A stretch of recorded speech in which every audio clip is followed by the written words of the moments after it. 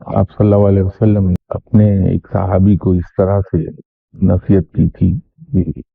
وہ صحابی تشریف رکھے ہوئے تھے اور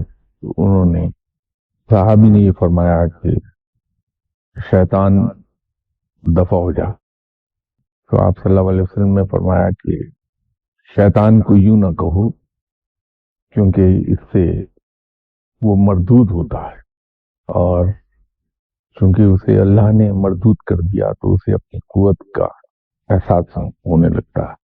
تو شیطان کو اپنے سے دور بھگانے کے لیے کثرت سے بسم اللہ پڑھا کرو. جب ہم بسم اللہ کثرت سے پڑھتے ہیں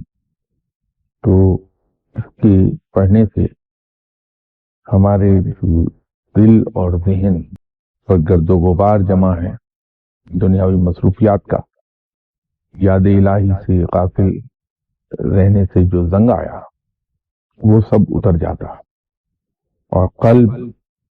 ایک بار پھر آئینے کی طرح صاف ہوتا. اور جب آئینے کی طرح قلب صاف ہوگا تو اس میں انسان کو خود اپنی تصویر نظر آنے لگتی ہے، اور جس انسان نے اپنے آپ کو پہچان لیا وہ رب کو پہچاننے لگتا ہے.